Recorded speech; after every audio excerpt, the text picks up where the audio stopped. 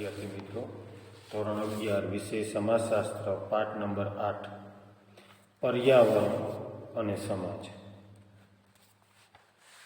પ્રસ્તાવના. વિદ્યાર્થી મિત્રો, આપ સૌ પ્રાથમિક અને માધ્યમિક કક્ષાએ પર્યાવરણ વિશે જાણકારી મેળવી છે. અહીં આપણે પર્યાવરણને સામાજિક દ્રષ્ટિકોણથી પણ જોઈશું. સમાજશાસ્ત્ર સામાજિક વિજ્ઞાન છે. સમાજ જીવનના જુદા જુદા પાસા સાથે સંકળાયેલું છે. આ બાબત વિશે આપણે અગાઉના એકમમાં જાણકારી મેળવી છે. માનવ સમાજ, સમુદાય કે સંસ્થાઓ પોતાની સંસ્કૃતિમાં પર્યાવરણને આગવી રીતે સાંકળે છે. જેમ કે નાનપણથી જ આપ ભણતા આવ્યા છો કે સૂરજ દાદા, ચાંદા મામા, પૃથ્વી માતા, દરિયાદેવ વગેરે. જો પર્યાવરણ, આગળના પાઠ અને ભૂગોળની અંદર પર્યાવરણ વિશે આપ ભણ્યા. સમાજ, આ પાઠ સમાજની અંદર ભણ્યા. પ્રાથમિકતા અને માધ્યમિક કક્ષા વિશે અહીં આપણે પર્યાવરણની સમજ અને એના દ્રષ્ટિકોણથી એક સમાજશાસ્ત્ર અને એક સામાજિક વિજ્ઞાન તરીકે અભ્યાસ કરીએ. તો આપણે અગાઉના એકમમાં પણ જાણકારી મેળવશું કે માનવ સમાજ, સમુદાય, સંસ્થાઓ પોતાની સંસ્કૃતિમાં પર્યાવરણની આગવી રીતે સંકળાયેલી છે કે સંકળાયેલી જોવા મળે છે. તો આપ નાનપણથી ઘણી વખત સાંભળતા આવ્યા છો અને ભણતા પણ આવ્યા છો. સૂરજ દાદા એવો શબ્દ વાપરીએ, ચાંદા મામા, પૃથ્વી માતા અને દરિયાદેવ, આ બધા પ્રાકૃતિક તત્વો છે. પર્યાવરણને લગતી બાબતોને આપણે કંઈક આ રીતે નવાજીએ છીએ. માનવીના સામાજિક જીવન અને વ્યવસ્થામાં પર્યાવરણ અભિન્ન રીતે સંકળાયેલું છે. આપણા વ્રત, તપ, ઉપવાસ, તહેવાર, સામાજિક સાંસ્કૃતિક પ્રસંગમાં અર્થપૂર્ણ રીતે પર્યાવરણની બાબતોને સાંકળીએ છીએ. વિદ્યાર્થી મિત્રો, માનવ જીવનની સામાજિક પર્યાવરણ અભિન્ન અંગ છે અને એની સાથે આપણા વ્રત, તપ, ઉપવાસ કે તહેવાર એક સામાજિક સાંસ્કૃતિક પ્રસંગ સાથે અર્થપૂર્ણ રીતે પર્યાવરણને જોડીએ કે જોડાયેલા છે. સામાન્ય રીતે માનવીની આસપાસ રહેલી ભૌગોલિક પરિસ્થિતિને પર્યાવરણીય કહેવામાં આવે છે, જેમાં સજીવ અને નિર્જીવ બંને તત્વોનો સમાવેશ થાય. પર્યાવરણ અને માનવ જીવનને પોતાના પ્રારંભકાળથી જ પારસ્પરિક ઘનિષ્ઠ સંબંધ રહેલો છે. આપણી શક્તિ અને વિકાસ, આપણી સંસ્થાઓ અને પ્રથાઓ, આપણું સામાજિક સાંસ્કૃતિક જીવન વગેરે સંયુક્ત રીતે પર્યાવરણ સાથે સંબંધિત છે. સામાન્ય રીતે માનવી છે એક ભૌગોલિક પરિસ્થિતિનું એક પર્યાવરણ કહેવામાં આવે છે. અને સજીવ અને નિર્જીવ જે વસ્તુ છે એ બંને તત્વોનો આ પૃથ્વી ઉપર સમાવેશ પણ થાય છે. અને પર્યાવરણ અને માનવ જીવન એક પ્રારંભકાળથી જ એક પારસ્પરિક એક ગાઢ સંબંધ છે. જો પર્યાવરણ ન હોત તો માનવ જીવન ન, એટલે કે પૃથ્વી ઉપર વ્યવસ્થિત પર્યાવરણ ન હોત તો. આમ પ્રશ્નાર્થ એ થાય છે કે જે પૃથ્વી છે એના અનુકૂળ વાતાવરણ કે પર્યાવરણ હોવાથી માનવ જીવનનો વિકાસ થયો છે.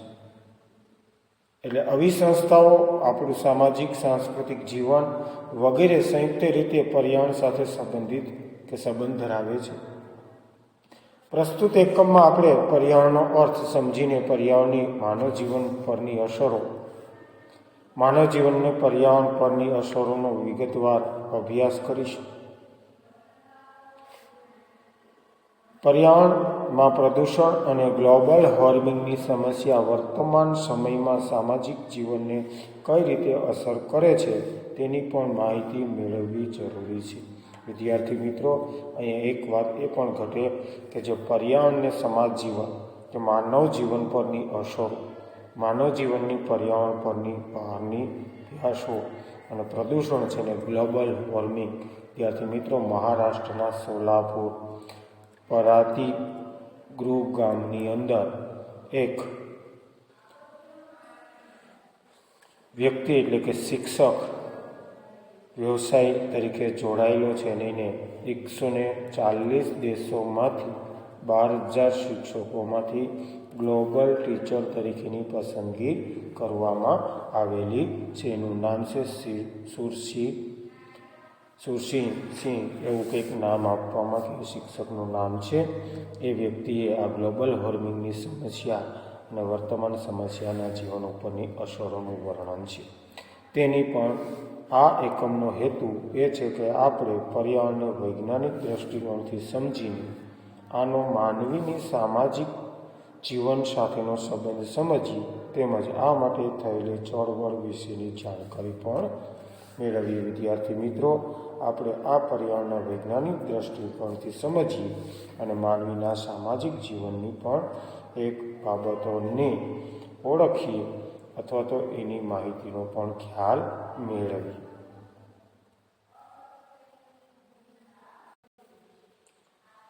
માનવ સમાજ માટે પ્રકૃતિ, વૃક્ષ, પર્વતો, નદીઓ વગેરેનું જ્ઞાન હોવું આવશ્યક છે. જેમ પ્રકૃતિ માનવ સમાજની કાળજી રાખે છે એમ માનવ સમાજે પણ એની કાળજી રાખવી જરૂરી છે. પર્યાવરણના સંદર્ભમાં આ મુદ્દો ખૂબ જ મહત્વનો છે. વિદ્યાર્થી મિત્રો, પ્રથમ આપણે પર્યાવરણનો અર્થ સમજીએ. વિદ્યાર્થી મિત્રો, જે પ્રકૃતિ તત્વો, વૃક્ષો છે, પર્વત છે, નદી છે, એનું જ્ઞાન હોવું આવશ્યક છે અને પ્રકૃતિ માનવ જીવનની કાળજી પણ રાખવી જરૂરી છે. માનવ સમાજે પણ એટલી જ કાળજી રાખવાની છે. આમ પર્યાવરણ સંદર્ભના મહત્વના મુદ્દાઓની વિદ્યાર્થી મિત્રો આપણે હવેથી અહીંયા ચર્ચાઓ કરીએ. એમાં પર્યાવરણનો અર્થ. પર્યાવરણ પરી પ્લસ આવરણ એ બે શબ્દોનો બનેલો છે. પરી એટલે આસપાસનું અને આવરણ એટલે સ્તર. વિદ્યાર્થી મિત્રો, પરી પ્લસ આવરણ એટલે પર્યાવરણ. બે શબ્દોનું બનેલું છે. પરી એટલે આસપાસ અને આવરણ એટલે પડ અથવા સ્તર અથવા આવરણ તરીકે ઓળખીએ. અર્થાત પૃથ્વીની આસપાસનું સ્તર, જેમાં હવા, જમીન, જંગલો, પહાડો, જળ, નદી, તળાવો, દરિયા, વન્ય પ્રાણીઓ, પશુ પક્ષીઓ, માનવી વગેરેનો સમાવેશ થાય છે. આ બધા જ ઘટકોનું સુગ્રથિત વ્યવસ્થા તંત્ર એ જ પર્યાવરણ છે. સામાજિક વ્યવસ્થા તંત્રની જાણકારી આપે અગાઉના એકમમાં મેળવી છે. વિદ્યાર્થી મિત્રો, જે સ્તર, જે આવરણ, જે પડ, એમાં સ્તરમાં હવા છે, જમીન, જંગલ, પહાડ, નદી, તળાવ, દરિયા, વન્ય પ્રાણી, પશુ પક્ષી વગેરે જ આ પૃથ્વી ઉપર આવેલા છે અને આ ઘટોને સુગ્રથિત કે વ્યવસ્થિત તંત્ર એ જ પર્યાવરણ અને સામાજિક વ્યવસ્થા તંત્રની જાણકારી આપ અગાઉના એકમમાં મેળવી છે. એ જ પ્રમાણે કુદરતના પ્રત્યેક ઘટક પારસ્પરિક રીતે સંકળાયેલા છે. એક ઘટકમાં ફેરફાર થાય તો સમગ્ર ઘટક માળખામાં ફેરફાર થાય છે. આ બધા ઘટકોની જાળવણી કરવાની મુખ્ય જવાબદારી વૃષ્ટિના બુદ્ધિજીવી ઘટક માનવીની છે. માનવીની આસપાસ રહેલી વૃષ્ટિ એ માનવીનું પર્યાવરણીય છે. વિદ્યાર્થી મિત્રો, જાળવણી આમ પારસ્પરિક સંકળાયેલી ઘટક ફેરફાર સમગ્ર માળખામાં રહીને આ ઘટકોની જાણકારી કરવાની મુખ્ય જવાબદારી વૃષ્ટિ બુદ્ધિજીવી આમ માનવની આસપાસ રહેલી વૃષ્ટિ સાથે સંકળાયેલી છે. પર્યાવરણના મુખ્યત્વે બે વિભાગમાં વિભાજિત કરી છે. એમાં પર્યાવરણના પ્રકાર એક જૈવિક અને એક અજૈવિક, સજીવ, નિર્જીવ એવા અર્થમાં બાયોટિક અને ઓરાઇક તરીકે જૈવિક અને અજૈવિક તરીકે ઓળખવામાં આવે છે. એમાં સજીવ તત્વ, જેમાં વનસ્પતિ એટલે વૃક્ષ, પ્રાણીઓ, પશુ પંખી, માનવી તથા ફૂગ કીટાણુનો સમાવેશ થાય છે. જીવ જનરેટર સર્જક તરીકે ઓળખવામાં આવે. વનસ્પતિ જે ઓક્સિજન, પાન, ઘાસ, ફળ, અનાજ સર્જે છે, ઉત્પન્ન કરે છે, તેના પર પ્રાણીઓ ટકી રહે છે. એને ઓપરેટર એટલે સંચાલક પ્રાણીઓના મળમૂત્ર, દેહના જુદા જુદા અંગો વગેરે પર ફૂગ કીટાણુઓ ટકી રહે છે.